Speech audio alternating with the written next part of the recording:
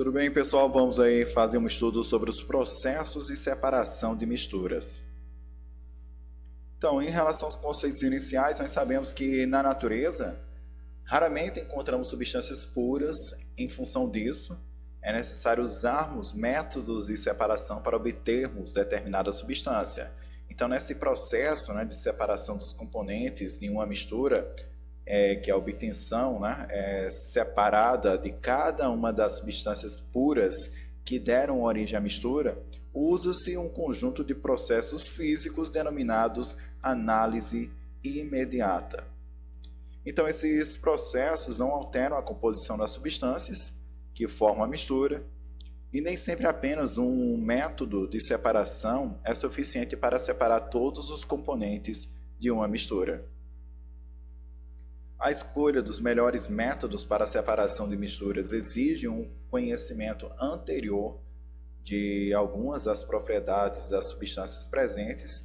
Por exemplo, se eu tiver uma mistura de areia e sal, você tendo conhecimento de que o sal dissolve na água, o que é que você pode fazer? Você pode colocar água nesse recipiente, dissolve o sal, logo em seguida você pode fazer um processo de filtração.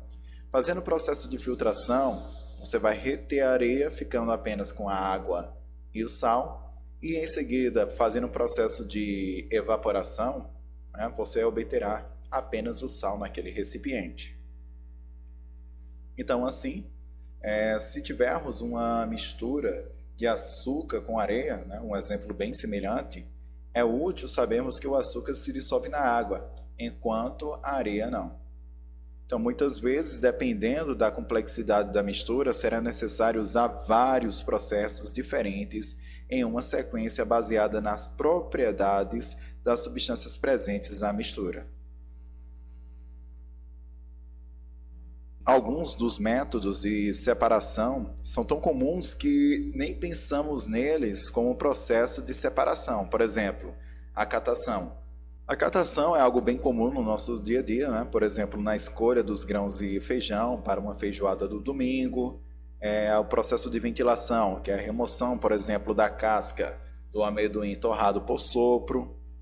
Nós temos aí a tamização, que é a mesma coisa que peneiração, que é a separação, por exemplo, das moedas em função de seus tamanhos nas máquinas dos bancos.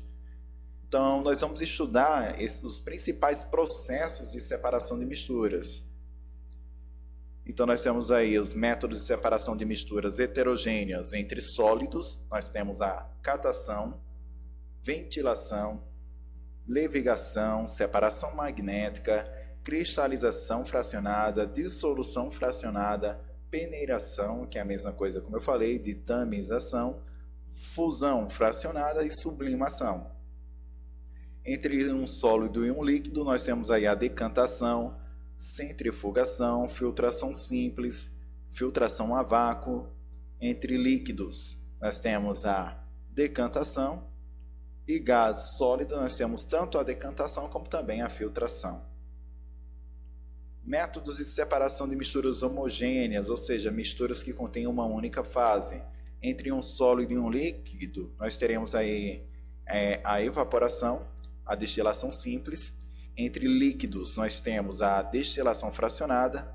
Entre substâncias gasosas, nós temos a liquefação fracionada, que é o processo de condensação fracionada, e o processo de adsorção, onde o gás pode aderir a uma superfície de acordo com a polaridade da substância ali presente. E temos também um processo de cromatografia, certo? Que é um processo que também vai ser analisada a polaridade da substância presente, certo? E várias etapas que devem ser seguidas para que esse processo possa se estabelecer. Vamos aqui começar pela catação, que é um método de separação bastante rudimentar, usado para a separação de sistemas sólido-sólido, baseia-se na identificação visual dos componentes da mistura e na separação manual ou com o auxílio de uma pinça, por exemplo. É um método usado na limpeza do feijão antes do cozimento, um exemplo que já foi mencionado anteriormente. Outro processo de separação é a tamização ou peneiração. usada para separar sólidos constituintes de partículas de dimensões diferentes através de peneiras. Industrialmente usam-se conjuntos de peneiras superpostas que separam as diferentes granulações.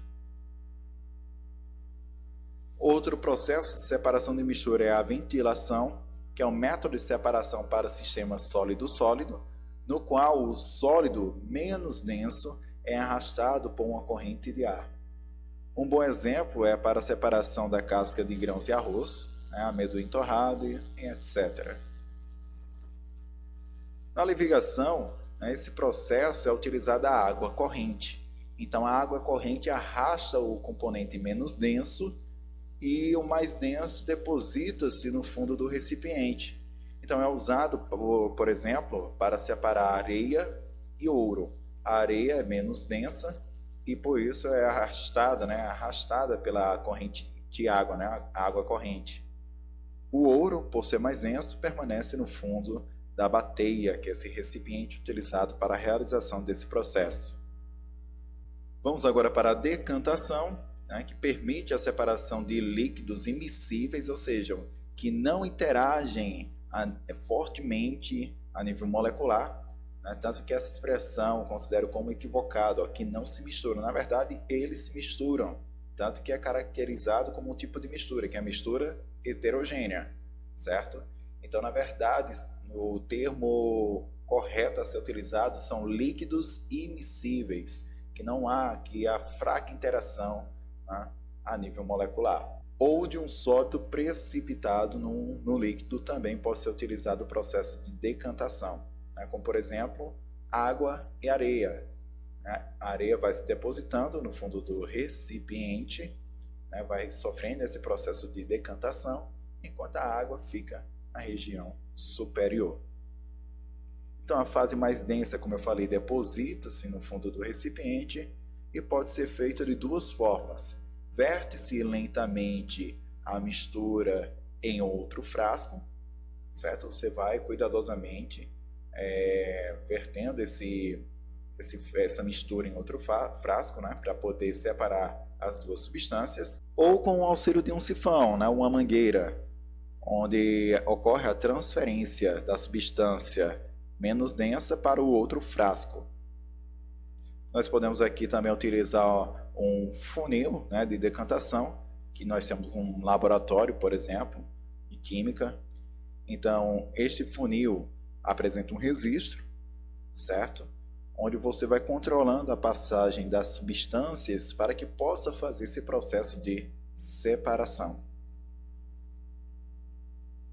A decantação no laboratório, para misturas de líquidos immiscíveis, usa-se o funil de Bromo, que é o funil de decantação, ou funil de separação, como também pode ser chamado.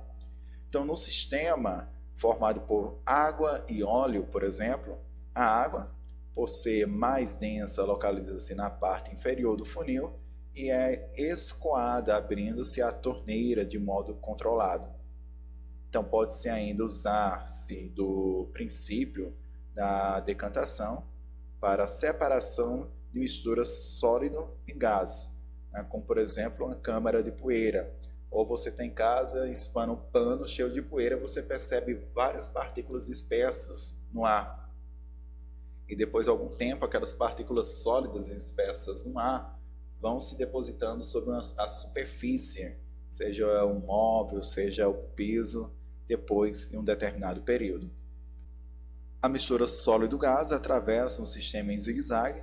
O pó, por ser mais denso, deposita-se, como eu falei, durante o trajeto. Um processo bem simples é o processo também de filtração, que é um método de separação muito presente no laboratório químico e também no cotidiano. É usado para separar um sólido de um líquido ou sólido de um gás, mesmo que o sólido se apresente em suspensão. A mistura atravessa um filtro poroso, onde o material particulado fica retido. A preparação do café, o uso do aspirador de pó são exemplos de filtração. Outro processo de separação é o método de separação de misturas sólido-líquido por evaporação do solvente, também conhecido como cristalização. Por que como cristalização? Porque após o solvente, que é a substância que dissolve o soluto, para que ambos possam constituir uma solução, que é uma mistura homogênea, ou seja, uma mistura monofásica, como por exemplo sal e água. Então, quando o solvente, no caso a água, evapora, forma os cristais, né, do sal ali presente, e com isso esse processo recebe esse nome, cristalização. Em recipiente aberto, simplesmente permita-se que o solvente evapore, deixando-se o sólido. Nas salinas, o sal é obtido a partir da água do mar, através desse processo, né, de cristalização. Vamos agora para o próximo processo de separação, que é a centrifugação, usado para a separação de misturas de sólidos e líquidos quando a dimensão das partículas sólidas é tão pequena que provoca a obstrução dos poros do filtro e faz com que sejam retidas pelo líquido. Tubos de ensaio, como no formato que vocês estão vendo aqui nesta imagem ao lado, contendo a mistura, são colocados em uma centrífuga, que é o aparelho utilizado para fazer esse processo, que os faz girar em posição quase horizontal a grande velocidade, aumentando assim a rapidez de depósito do sólido no fundo do tubo. O próximo processo de separação de mistura é a sublimação, usado quando apenas um dos sólidos sublima, ou seja, passa para o estado gasoso quando aquecido, ou até mesmo, dependendo do material, em temperatura ambiente, acaba acontecendo esse processo de sublimação, como acontece com gelo seco, que é o gelo de gás carbônico, com o iodo. Se você tiver, por exemplo, a mistura entre feijão e iodo, o iodo em temperatura ambiente ou mais elevada, o que é que acontece? Ele parte direto do estado sólido para o estado gasoso, podendo realizar a separação desse processo. São substâncias que podem ser separadas por sublimação, como eu mencionei, o iodo, o enxofre, o naftaleno, cujo nome comercial é a naftalina, que é o nome que nós encontramos nos supermercados. Mas recentemente tal propriedade passou a ser usada na impressão de camisetas. Com a impressora especial é preparado um desenho em uma folha de papel e através de uma prensa térmica a tinta sublima e se transfere para o tecido. Tem a vantagem de não desbotar, mantendo a tonalidade original. O próximo processo de separação de misturas é a destilação simples, que é o método usado quando se deseja separar a substância sólida dissolvida no solvente e não se deseja perder este último, que no caso é o solvente, como ocorre no processo de evaporação. Então, desta forma, o solvente é resfriado, condensado, sendo recolhido em outro frasco, certo? Aquece-se a mistura até atingir o ponto de ebulição do solvente. Então, vamos supor que nessa região aqui, no balão de destilação, tenhamos aqui o sal dissolvido na água. Nós sabemos que o ponto de ebulição da água é 100 graus Celsius, então podemos aquecer, certo? Até chegar a 100 graus Celsius. E ao chegar a 100 graus Celsius, aqui essa mistura, o que é que acontece? A água entra no condensador, certo? Acaba, ou seja, se condensando, partindo para o estado líquido e caindo nesse outro recipiente. E ficando apenas aqui nessa região onde foi aquecido o sal, que é o cloreto de sódio. No exemplo aqui mencionado. Então não existe necessidade de controle de temperatura, pois o ponto de ebulição do sólido é muito mais elevado que o do solvente. O ponto de ebulição do cloreto de sódio ultrapassa os 1000 graus Celsius. Não existe necessidade de controle de temperatura, certo? Nesse processo, por quê? Porque os pontos de ebulição das substâncias participantes aqui dessa mistura apresentam um gap, muito elevado. Então, enquanto o ponto de ebulição da água é de 100 graus Celsius, o ponto de ebulição do cloreto de sódio ultrapassa os 1000 graus Celsius. Então, por isso que não existe essa necessidade de controlar a temperatura, ok? O próximo processo de separação de misturas é a destilação fracionada. É um método usado para a separação de mistura de líquidos, Quanto mais distante os pontos de ebulição dos componentes, mais eficiente será o processo de destilação. Por exemplo, vamos supor que temos uma mistura constituída por álcool, o etanol, e água. São substâncias miscíveis, ou seja, interagem fortemente a nível molecular.